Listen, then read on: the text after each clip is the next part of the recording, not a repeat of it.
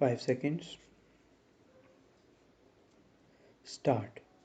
Mr. Vice Chairman, Sir, I rise to support the Plantations Labour Amendment Bill brought up by the government for our consideration. Sir, the sad plight of millions of toiling people who sweat on various plantations in the country to earn valuable foreign exchange for us is really too much to be expressed in words. These workers live and work in most inhuman and pitiable conditions. These plantations include tea, coffee, cinchona, rubber, etc. And as we know, tea alone is one of the major foreign exchange earners of our country. But, sir, it is indeed most regrettable that, notwithstanding a lapse of 34 years since our independence, these workers who earn crores and crores of rupees by way of foreign exchange have to live in most miserable conditions. They live in houses that are most insecure and collapse frequently, and when these workers die as a result of these collapses, their guardians or their dependents do not get even due compensation for the loss that they have to bear. Unhygienic living in distant and far flung areas, compounded with lack of medical and educational facilities, make their life utterly miserable. These plantation workers have to live in abject poverty like slaves of their employers.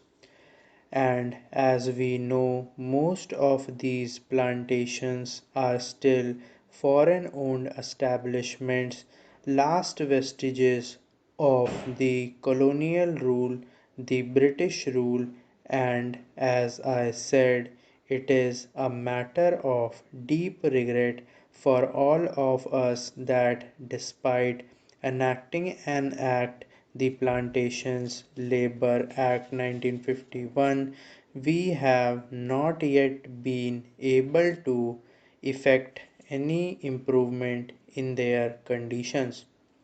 I think the employers alone are not responsible for their miserable condition. We are also as much responsible as they are, because although we could enforce the enactment and we could improve their conditions much earlier, we have failed in doing so.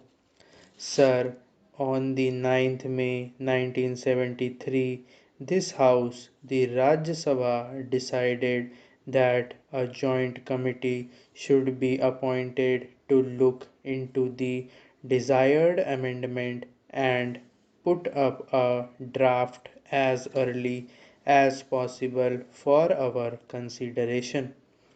On the 26th May 1973, the Lok Sabha also adopted our resolution, our motion, with the result that a 45-member committee, in which 15 representatives were from the Rajya Sabha and 30 from the Lok Sabha, was appointed to look into the matter.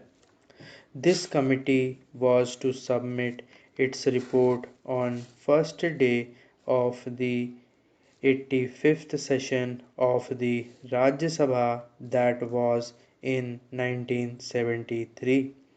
But this committee had to be granted three extensions, and the report was ultimately available on the 3rd March 1975. At that time, as we all know, the so-called JP's movement of total revolution was at its peak. Within 2 or 3 months, the national emergency had to be declared, and during the emergency, priorities had changed, and we could not just effect this desired improvement at that time, and we could not bring about this legislation. And then the Janta rule and the Lok Dal rule. For 30 months they were in power, but they too, although they tried to pose to be the champions of the downtrodden and the workers, failed to deliver the goods, and that is why today we are going to consider the report of that committee that was presented to the government in 1975. Therefore, we are also equally responsible for not ameliorating their conditions and their plight.